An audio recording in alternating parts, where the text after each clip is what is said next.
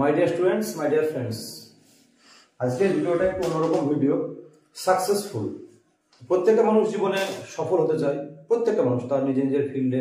তো এই ভিডিওটার জন্য আমি ঋণী এইমসের বিখ্যাত ডক্টর প্রসূন চট্টোপাধ্যায়ের কাছে। সেও আমাদের পশ্চিমবঙ্গের একটা গ্রামে জন্মগ্রহণ করে তার স্বপ্ন অনেক বড় ছিল। সেখান থেকে সে আস্তে আস্তে আস্তে আস্তে বর্তমানে এইমসের অন্যতম একজন সেরা ডক্টর এবং নানা রকম সমাজসেবাও করে। তো তার কাছে যদি ভিডিওটার জন্য তারপরে আমি আমার কিছু জিনিস ইনপুট করার পর ভিডিওটা বানাতে যাচ্ছি আর কি। তো যদি আপনি জীবনে সত্যি সফল হতে চান আর কি, তাহলে আপনি এই যে সাকসেসফুল যে শব্দটা, এর মধ্যেই কিন্তু আপনার সাকসেস লুকিয়ে আছে। যদি আপনি এগুলো ফলো করতে পারেন জীবনে, তাহলে আপনি জীবনে কিন্তু ডেফিনেটলি সফল হবেন। আর তিনি জোর দিয়েছিলেন ইকিউ এর করে।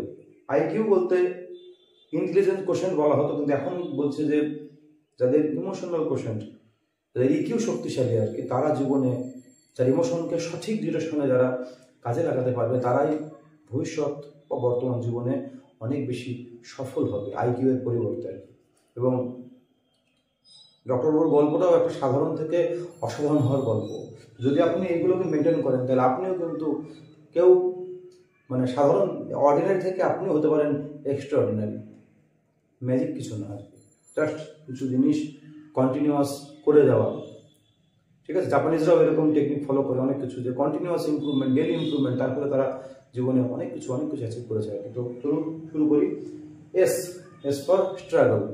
প্রত্যেকটা সফল ব্যক্তি, শাহরুখ খান থেকে শুরু করে অমিতাভ বচ্চন থেকে শুরু করে যারা বা বড় কোনো ক্রিকেটার, সে বিরাট কোহলি হোক, সচিন হোক, প্রত্যেকটা জীবনে কিন্তু স্ট্রাগল করতে হয়েছে আর কি। হার্ডওয়ার্ক তাকে করতেই হয়েছে। ইউ নিড টু স্ট্রাগল, এটার কোনো সত্যি বিকল্প নেই। এই কথাটা অনেকবার ব্যবহৃত হলেও আপনাকে কিন্তু জীবনে স্ট্রাগল থাকবেই, ওঠানামা থাকবে, আপনাকে স্ট্রাগল করতেই হবে আর কি। এটা আপনাকে মেনে নিতে হবে আর কি। তারপরে ইউ, এটাই মানুষ বুঝতে পারে না। ইউ হচ্ছে understand the purpose of your life, the goal of your life. আপনাকে নিজেকে বুঝতে হবে, নিজেকে সেলফ অ্যাওয়ারনেস, সেলফ রিফ্লেকশনের মাধ্যমে আপনাকে ডিসকভার করতে হবে যে আপনার জীবনের গোল কোনটা, কোন ফিল্ডে গেলে আপনি সফল হবেন, আপনার জীবনের পারপাস কি। মেটেরিয়ালিস্টিক পারপাস, না আপনি একটু স্পিরিচুয়ালি কানেক্টেড হবেন, না আপনি সমাজের কোনো কাজে লাগবেন আর কি। তারপর হচ্ছে সি, কারেজ। আমরা যারা মধ্যবিত্ত ফ্যামিলির ছেলে মেয়ে আর কি, তারা এই স্বপ্নটা অনেক বড় করে দেখতে ভয় পায়। তো আপনার কারেজ দরকার, যে আপনি বড় করে স্বপ্ন দেখবেন। Courage to dream big. যদি আমি সত্যি বড় করে স্বপ্ন দেখতে আপনারা পারেন আর কি, তাহলে দেখবেন সেই স্বপ্ন আপনার অবশ্যই সফল হবে। আপনি এপিজে আব্দুল কালামের কথাই ধরুন না, তার জীবনের অনেক স্বপ্ন সফল হয়েছিল আর কি। এরকম অনেক ব্যক্তি আছে সমাজের বিভিন্ন ক্ষেত্রে যারা অনেক বড় করে স্বপ্ন দেখেছিল, যত বড় স্বপ্ন তারা দেখেছিল তত বড় স্বপ্ন সফল হয়েছিল। অতএব স্বপ্নটা অনেক বড় করে দেখুন, আর সেই অনুসারে আপনি কাজ করুন আর কি। আপনার ক্যাপাবিলিটি, আপনার এবিলিটি, আপনার স্কিল আপনাকে সাফল্যের সেই জায়গায় নিয়ে যাবে। তারপরে ক্রিয়েটিভ। আমি এটা বলছি, এটা আমি রিসেন্ট বিপ্লব ভিডিওতে দেখছিলাম যে ক্রিয়েটিভিটি, এই যে এআই বা যে যুগ আসছে, আধুনিক তথ্যপ্রযুক্তির যুগ, এইখানে এই ফিল্ডে আপনার নলেজ, আপনার ইনফরমেশন কোনো ম্যাটার করবে না। আপনি নলেজ আপনি গুগলের কাছ থেকে পাবেন, আপনি চ্যাটজিপিটি আপনার নলেজ প্রোভাইড করবে।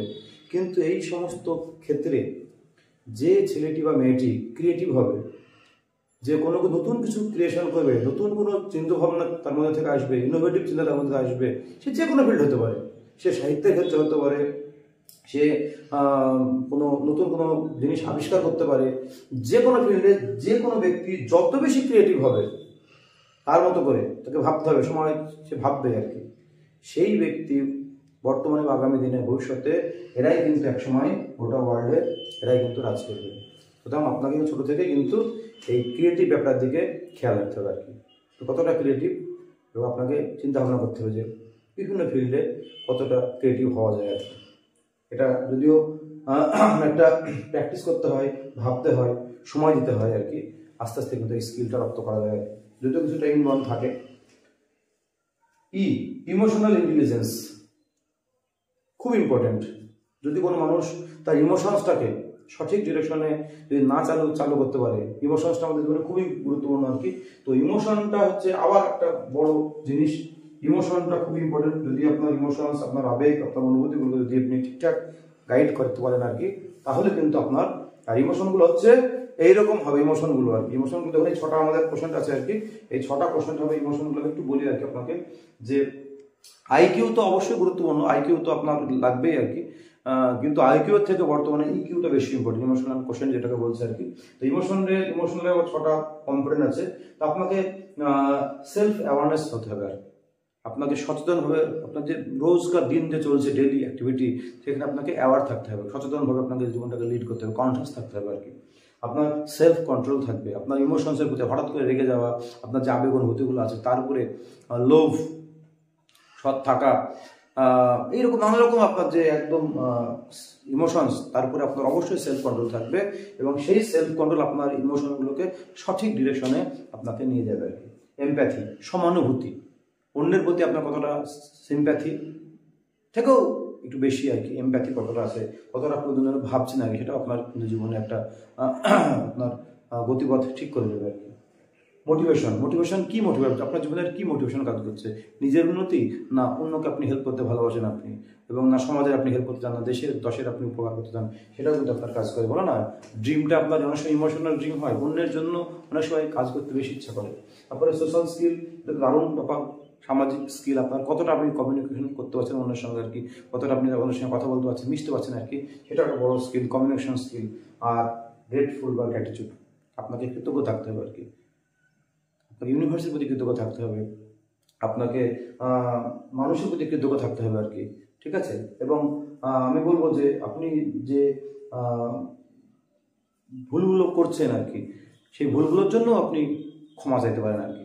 এইরকম আপনার ইমোশনসগুলো যদি হয়, এই কিউগুলো আপনাকে ভাবতে হবে, কিউ নিয়ে। তারপরে চলে আসি আমি এস ফর হচ্ছে স্ট্রং বডি। আমরা প্রত্যেকে জানি, জেনেও আমরা হয়তো সারাদিন এরকম করে সময় বের করতে পারি না, একটু হাঁটা, একটু ফিয়ান এক্সারসাইজ করা, মোট কথা একটু ঘাম ঝরানো আর কি।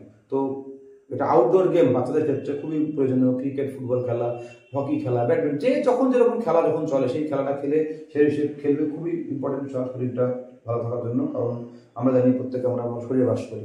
তারপর চলে আসে S for strong mind.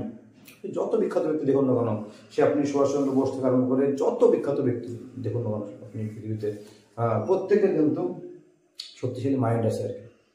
Mind তাদের খুব স্বামী বিবেকানন্দ বলুন, যে কোনো আপনি ধরুন না, যে কোনো বিখ্যাত ব্যক্তি ধরুন, এপিজে আব্দুল কালাম ধরুন না কেন, প্রত্যেকের কিন্তু স্ট্রং মাইন্ড ছিল। তার জন্য তারা মেডিটেশন করতো নিয়মিত, সাইলেন্স প্র্যাকটিস করতো আর কি, তারা সেলফ হেল্প বই পড়তো আর কি, মনটাকে তারা একটু স্পিরিচুয়ালি কানেক্টেড করার চেষ্টা করতো আর কি। তারপরে তারা অনেক অনেক অনেক অনেক বড় অনেক করেছে আর কি। এবং এই স্ট্রং মাইন্ড কিন্তু অনুশীলনের মাধ্যমে কিন্তু আপনার একটা মন শক্তিশালী হতে পারে আর কি। তারপরে ফরগিভনেস খুব ইম্পর্টেন্ট আর কি, ফরগিভনেস কিন্তু খুব ইম্পর্টেন্ট। ফরগিভনেস বলতে আপনার অন্যকে ক্ষমা করা, এবং নিজের আপনি যেমন সবসময় সঠিক কাজ আপনি করেন না, নিজের ভুল ত্রুটিগুলোকেও নিজেকে অনেক সময় ক্ষমা করতে হয়। অনেক সময় এমন দিন চলে যায়, সারাদিনে অনেক সময় নষ্ট হয় আর কি, এমন কোনো কাজ আমরা করে ফেলি তার জন্য নিজে অনুতপ্ত হয় আর কি। তো নিজেকেও ক্ষমা করাটা খুব জরুরি আর কি, এবং অন্যকে ক্ষমা করা আর কি, এই গুণটা একটা বড় গুণ আর কি, ফরগিভনেস। এবং আপনার কোনো কথা যারা মনে রাখে সেটাকে আপনাকে ফরগেট করতে হবে আর কি, ভুলে যেতে হবে, দ্রুত ভুলে যাবেন তত আপনার মঙ্গল হবে। তারপরে you understand your strength and weakness, এটা বোঝা উচিত। আপনার মানে আপনি একটা ফিল্ডে আছেন আর কি, আপনি একজন খেলোয়াড়, আপনি একজন অভিনেতা, তো আপনার কিছু দুর্বল দিক থাকবে, আপনার কিছু সবল দিক থাকবে, আপনার কিছু উইকনেস থাকবে, কিছু স্ট্রেংথ থাকবে। তো আপনার সেখানে আপনাদের যেগুলো উইকনেস সেগুলোতে আপনাকে জোর দিতে হবে, এবং আপনার স্ট্রেংথে আরও বেশি করে কাজ করতে হবে। এবং এটা যদি বুঝতে পারেন তাহলে কিন্তু আপনার সেই কাজের প্রতি আপনার প্রোডাক্টিভিটি বা সেই কাজটা আপনি সফল হওয়ার সম্ভাবনা অনেকটা বেশি বেড়ে যায়। তারপরে এটা খুব সুন্দর, লাইফ লং লার্নিং। প্রত্যেকটা সফল ব্যক্তি বর্তমানে এলন মাস্ক বলুন, আপনি ওয়ারেন বাফেট বলুন, বিল গেটস বলুন, এরা প্রত্যেকে বই পড়ে, প্রত্যেকে বছরে 50-60টা করে বই পড়ে।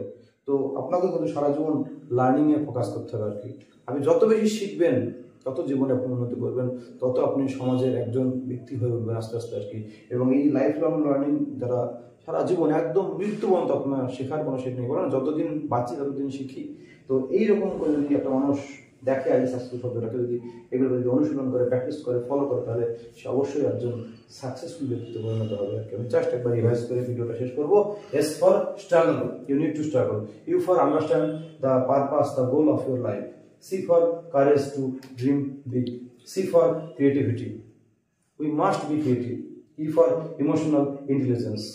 S for strong body, a healthy strong body. খাবারটা আমাদেরকে খেয়াল রাখতে হবে আর কি। S for strong mind. F for forgiveness, forget and forgive. U for understand your strength and weakness, and L for lifelong learning. আমাদের অবশ্যই সারা জীবন শিখে যাওয়া উচিত আর কি। তো এরকম ভিডিও আমি এই ভিডিওগুলো হচ্ছে একটু লাইফ স্কিল ভিডিও, এই ধরনের ভিডিও, অথবা আমি পড়াশোনার ভিডিও ক্লাস 5 থেকে 12 পর্যন্ত নানা রকম ভিডিও নিয়ে আমি আসবো। তো প্লিজ আমার চ্যানেলটা সাবস্ক্রাইব করো, লাইক করো, কমেন্ট করো, আর পাশে থেকো। অনেক ধন্যবাদ।